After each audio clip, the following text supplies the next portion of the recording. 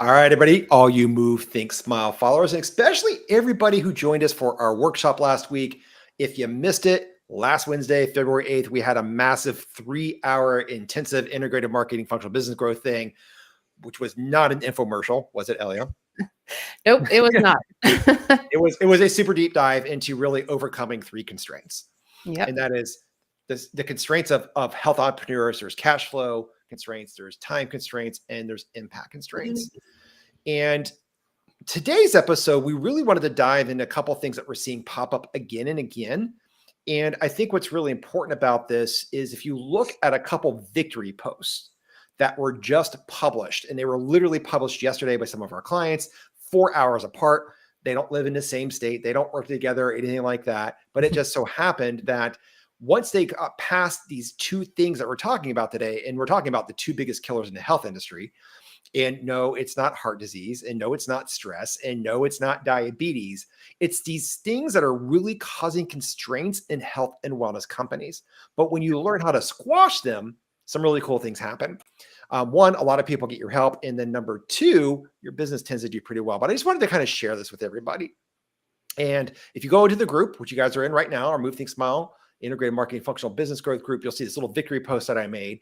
This one's from Deepa. And she just posted, guess what? Enrolled my first $3,000 client today. Goals is to enroll 1 more for this month. Super awesome. Then literally 4 hours apart, our client Arlen posted, so today I'm celebrating. I just signed up my first high ticket client. A little excited there because it says height, but I don't think she meant to do that. I'm sure that was like a phone thing. And both Arlen and Deepa were suffering these 2 killers, right? This is what was really keeping their business, keeping their career stagnant.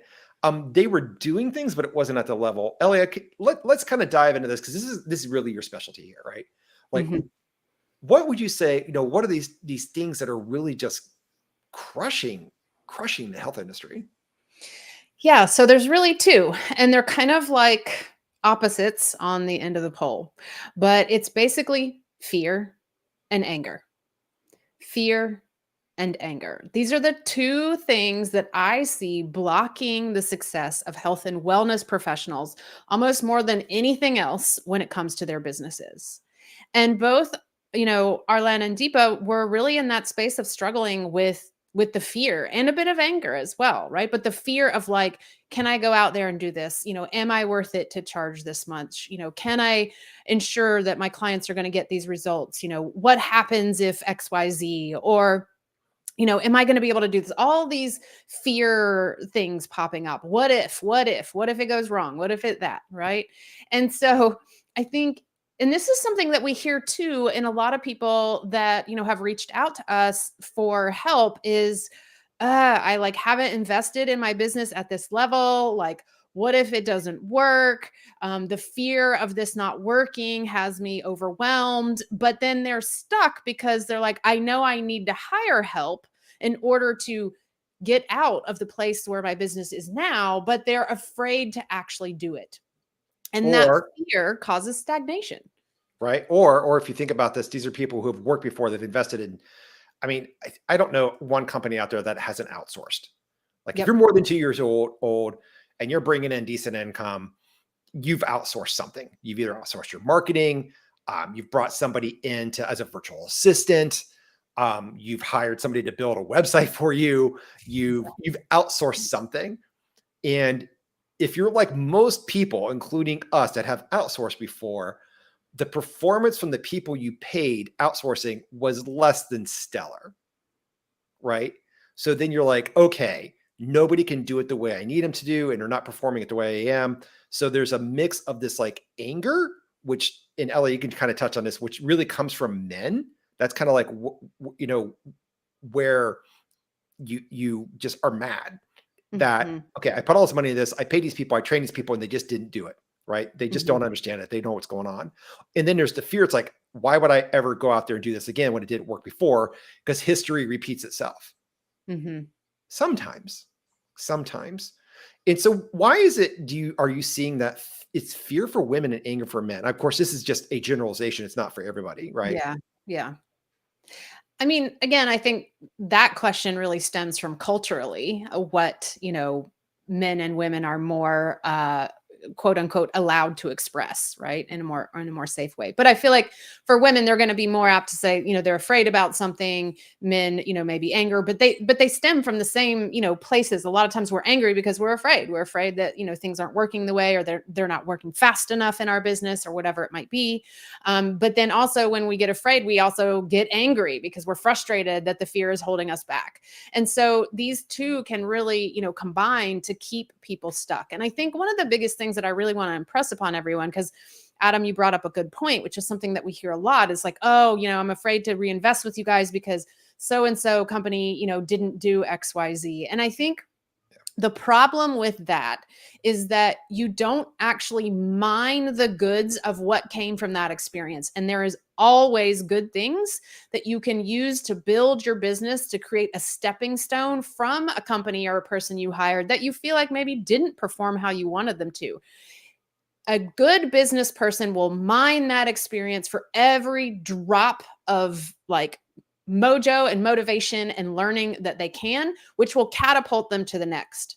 But someone who's sitting in fear will create that experience and say, no, I can't hire anyone else again because I don't want to have that experience again. And so boom, they stay stuck. Well, hold on. Let's kind of back up and like, where does the fear and anger come from, right? Obviously, if you have a negative experience, but sometimes there isn't really a negative experience to put on there. And Mm-hmm. I think it's really important to identify that, I don't know if y'all know this, but all negative emotion is rooted in blame, right? Mm-hmm. It's all rooted in blame or guilt, which is just a fancy word for you're blaming yourself, right? So all negative emotion is rooted in blame.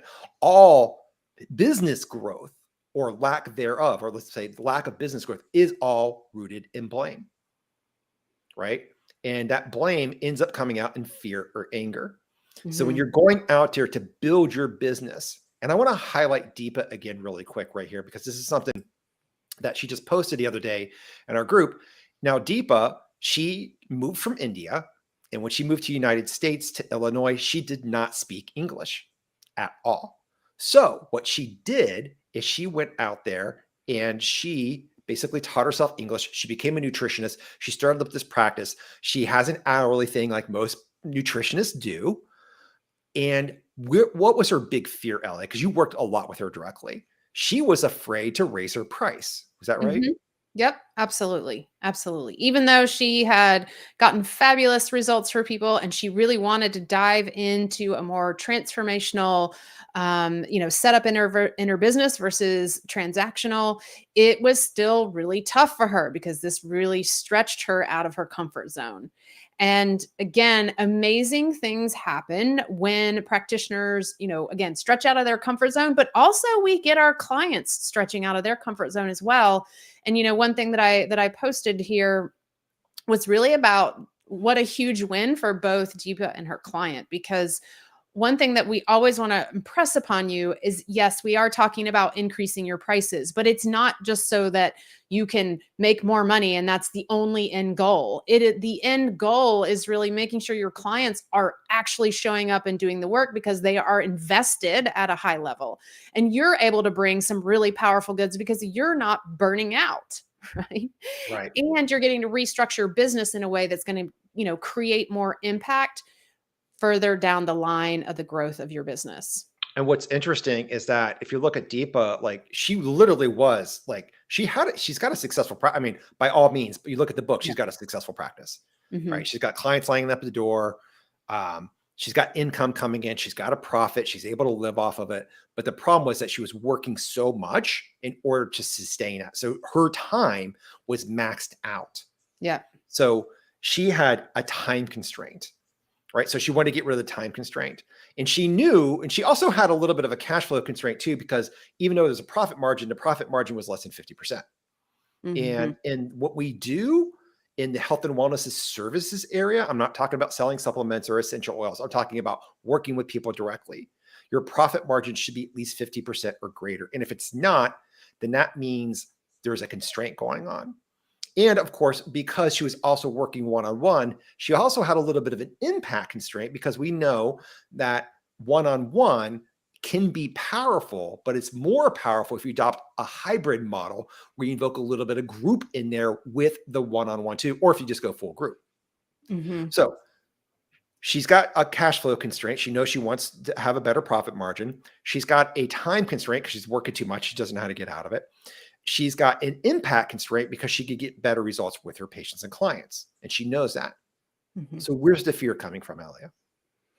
Yeah, I mean, again, I think for a lot of people, it's the fear that the clients will say no, or that you'll lose a couple clients, or that you won't be able to serve everyone.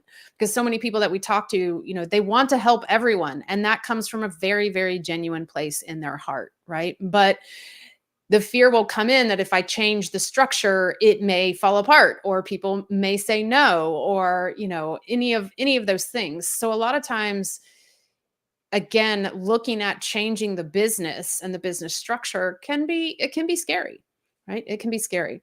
And what happens when you squash the fear? Well, Well, look what Diva just posted. yeah, exactly, exactly.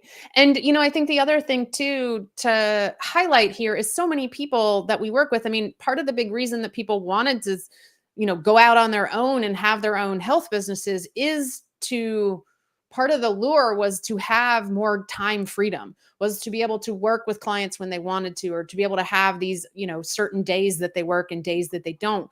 But what many of them find is they get trapped in, just this insane schedule where actually now they have zero time freedom.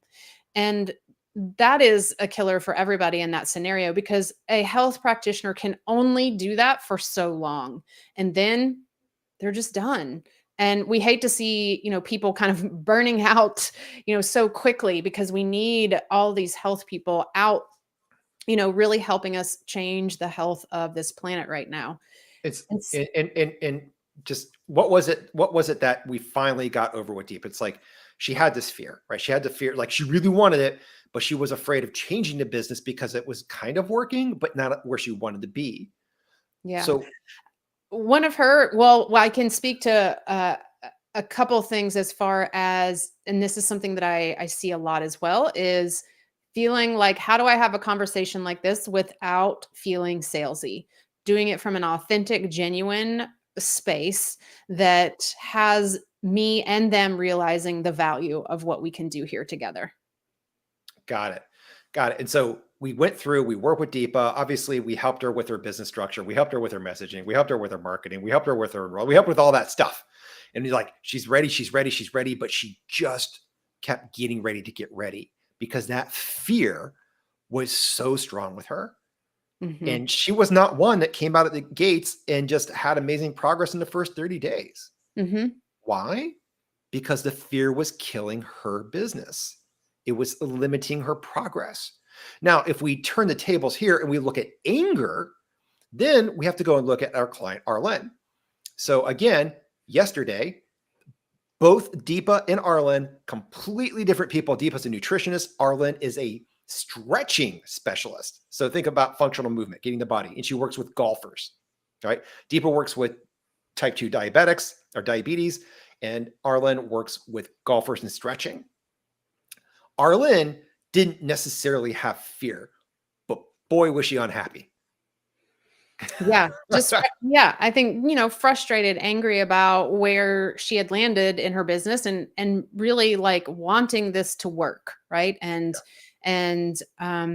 this is where anger can either drive you because you're like, I'm going to do this. This is not going to get the best of me. I am going to change, the way that I am working so that I can actually like have a living and sustain my family. Or sometimes anger will have people just quit. Yeah. It's not working, it's too hard, or it's not happening fast enough, and people, will just quit. And so it's really important to notice what's driving your business right now. And for some of you who've had conversations with us about business growth, I've heard a lot of you, have shared with us that yes, you're very nervous, you're fearful to really make this step.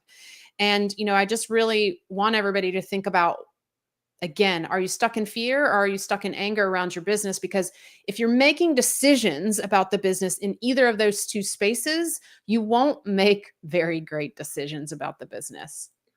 Yeah, so let's take a look at the constraints that Arlen was dealing with. Obviously, now she had a true cash flow constraint. She did not have enough cash coming in. And because of that, she was working part-time jobs. She was going to some chiropractic clinics and kind of like being their side gig. And they were paying her, I think, like, I don't know, they were taking a big cut. I think they were Yep. charging like 90 to 100 bucks an hour, and they were giving her like 30 to 40. They were taking a large chunk of that. So she was angry about that. Then what would happen is they had a cancellation policy where people could cancel within 5 minutes of the appointment. So they would make the appointment. She would have to get in her car, drive across town 40 minutes to get to this place where she was working, only to find out that the person just canceled. So she was spending more time traveling and spending money on fuel and not working. So she was angry about that. On top of that, she had some other stuff going on, and she just had a lot of anger. And what she wanted to do was, well, how do I break free of this? Right. So then the fear element comes in too. It's like, well, if I break my ties with the things that's not working, then I will lose my potential for cash flow. Mhm. And so she's angry about the part-time thing she's got going on where she barely makes any money and they keep canceling all the appointments, but then she's afraid to let go of it. Is that right, Elia? Yeah, yeah, and I think a lot of people find themselves in this space, right? Especially if you're just getting started with your business and you're kind of juggling way too many balls in the air. Wait, you're like, okay, I can drop these other balls once my business gets to a certain level, but I can tell you that most businesses will never get to a certain level when you're juggling your business with five other things that you're doing on the side. Right? A business really needs your attention. And the more attention you can give it, the faster it's going to grow. All right. So a couple of things we talked about. So we've got fear and anger, the two biggest killers in the health industry. And like we said, people are like, oh no, it's diabetes, oh, it's stress, oh, it's heart disease. And it's not, because when the fear and the anger come in, you can even go look at like Tony Robbins stuff. Like he'll talk about it all day long. It's like the things that I see that stagnate the growth of a company are fear and anger. They're mad and they're out there, they're blaming people for stuff, or they're blaming themselves for not doing things right. So there's an element of guilt in there. Then of course they're afraid to break the ties that bond them, that because they're not working. And it's weird how human beings have this crazy behavior pattern that we keep doing things that don't work. Yeah. Like Yep. we hold on tight with a death grip to the stuff that just isn't serving us. And what happens when the fear and anger come in? Well, it kills the business, right? But how does it kill the health industry? Because the people who are out there who need your help are not getting it. Yep. And so what you're doing is you're letting the fear and anger come in. You're letting them take control.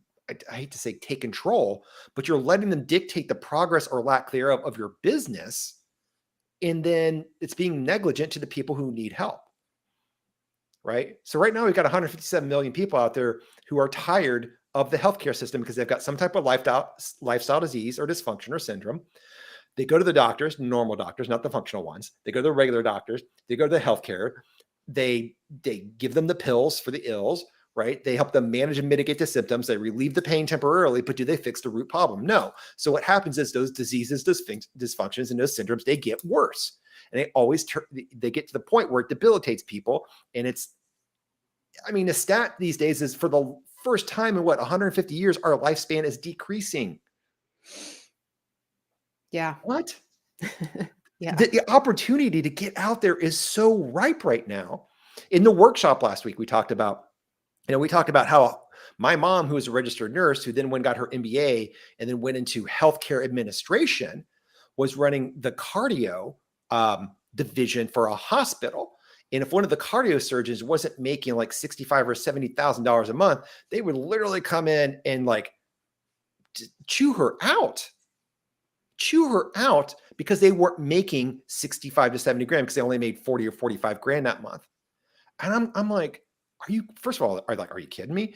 Secondly, I'm like, what if as integrated and functional practitioners, we can make it so a person never needed a health surgeon or a heart surgeon in the first place? Mm-hmm. What if the reality is we can do that. We have that power. We can take the kryptonite of the bad food, of the poor lifestyle, the not moving, the toxins and all that stuff. We can take the kryptonite out of the person's life and give them their superpowers back so they don't need surgeons anymore, heart surgeons. Like, it's very possible. We could go down the list of all the people that we've worked with and how this happens. But what ends up happening is that the fear and the anger comes in. Next thing you know, you're not taking the business where it is. You're stuck in a model that you don't like, but you're afraid to let go of. I don't Yeah. know why.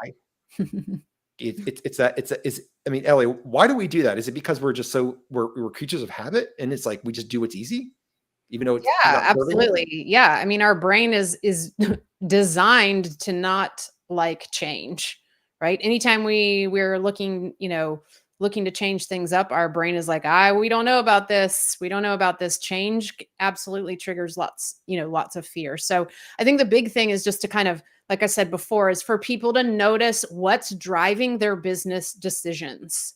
And if you start to realize that fear is driving my decision right now, wow, I'm not able to move forward getting support in any way because I'm too afraid to make the wrong choice, or I'm too afraid they might not help me, or I'm too afraid that I don't have enough skill set to do this. It's like that right there is just really realizing that you're not actually making a decision based in the real reality and the real data that's out there. And that's what your brain needs, is some hard stats and data versus letting the fear make the decision. Because too many of us sometimes will say, I feel the fear. And since I have the fear, that's telling me instinctually that I shouldn't do this. But I really want people to kind of, again, just get curious about where that's coming from and if that's really true. Because again, I can see clearly for both Adam and I in the businesses that we've had where fear and anger, and even in our current business, sometimes, there might be something that pops up for us. We're like, oh, that's a little scary. But then we're like, okay, we know how to deal with this. We know like the fear is talking. And I can see where that hindered us in so many ways in our past business. And Right. so it's, so many of us are focused on this idea of, if I just get the right ad out there, if I just hire the right website expert, if I just do, all of these kind of tangible things, but we're not looking at, okay, what kind of emotional energy is driving our business decisions, we will get stuck in places that we don't want to be. So fear and anger, it's killing the health industry because it's stagnating the progress. It's causing cash flow constraints, time constraints, and impact constraints. Yep. And if you're in the group right now, Move Think Smiles, Integrated Marketing and Functional Business Growth, go find the post. It should be towards the top there. The victory post I just made this morning with our two clients, Deepa and Arlen. Again, Deepa, nutritionist, type 2 diabetes, had the fear, right? She had a business. She had an existing business. It was doing well, totally swamped with work. Profit margin, not as good as it could be, but was good. She was making money, right? And the impact wasn't where she wanted to be either. She finally got past the fear. And if you haven't seen our live workshop that we did last week, comment integrative magic below, and we'll make sure that we send you a link so you can take a look at it. And then we have Arlen, who is down here, and she is the stretching specialist, right? Basically physical health, right? And works with golfers. And once she got past the anger of, okay, this stuff doesn't work, I'm sick and tired of not getting paid. I'm sick and tired of my appointments getting canceled. I'm so angry. I'm so angry. And actually then going across, overcoming the fear of holding on to what wasn't serving her, or not serving her talents. That is when they did really, really well. So how do you overcome the fear, and how do you overcome the anger? Well, we've got some ideas. And the best way to do that is to come over to movethinksmile.com/apply. And you can just see if you qualify for a Move Think Smile demo. Like, we can sit down with you. We can show you some of the frameworks we use with our clients and how we tackle the fear and the anger around the way that your current business is. And I don't care what anybody says. There's always a little bit of fear, and there's always a little bit of anger in there, because we work so hard to build these things, and we have this vision of how things should turn out, and very rarely do they turn out the way we expected them to be. So even though you say I'm a positive thinker, that's great. There's still a little bit of fear in there. It's called that defense mechanism, right? It's a survival mechanism. And while that survival mechanism works great out in the wild, when the tiger jumps out of the woods and wants to eat you, it doesn't serve you very well when it comes to business, especially the health and wellness industry, as we talked about in the workshop, is a very, very different industry. Yep. So if you haven't seen the workshop, you could type integrative magic below. We'll make sure we set you up with that. Or you can come over to movethinksmile.com/apply. You can get on our calendar and we'll do a demo. Like I said, we'll show you some of the frameworks we're using with our clients. Yep. I mean, Elea, that fear and anger thing, like, I know a lot of people are probably watching this right now going, oh, I don't have any of this stuff. Mhm. Yeah, I mean, I think, it comes up in kind of sneaky ways, but for a lot of people, when they feel, prime example, feel overwhelmed about making a decision or they feel indecisive about making a decision around their business, usually fear is hanging out in the background there, right? It is. Any kind of irritations we have around the business, anytime we're thinking about, we just want to quit or, we don't want to get burned again, that's anger driving us. And it's not allowing us to see the diamonds beneath our feet. Even from the Yeah. people that we think burned us in the past, there are still diamonds there. And there are many diamonds to be had if you keep moving your business forward and make sure that you're making decisions from a really solid emotional state. And I do want to put out there, it's like, we're not in the business of taking people's money. Like we have fear and anger safety nets for all the people that we work with. We Yeah. call them double performance guarantees. If you come in, I mean, first of all, when you go to movethingsmile.com, apply, there's a little bit of an application. If you qualify, we set you up, we do a demo with you, we kind of explain how this works. Should you decide to not let the fear and the anger stop you and go ahead and take the leap, we've got some safety nets in there. We make sure that, if this isn't working for you, we give you back your cash, we give you refunds and stuff like that. So this isn't, it really comes down to, it's like, do you want to grow the business? Do you want to scale the business? Do you want to have more impact? Do you want to make the cash flow better? Do you want to make your time better so you can actually enjoy life a little bit? Do you want to have more impact along the way and save your clients and patients thousands? If that at all sounds interesting, come over to movethingsmile.com/apply and let's chat. Let's see where you're at.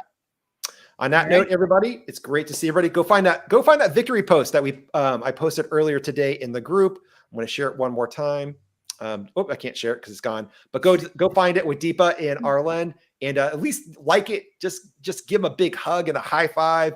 Tell them Yeah. congratulations, and come on over to movethingsmile.com/apply, and let's chat soon. Take care, everybody. Take care.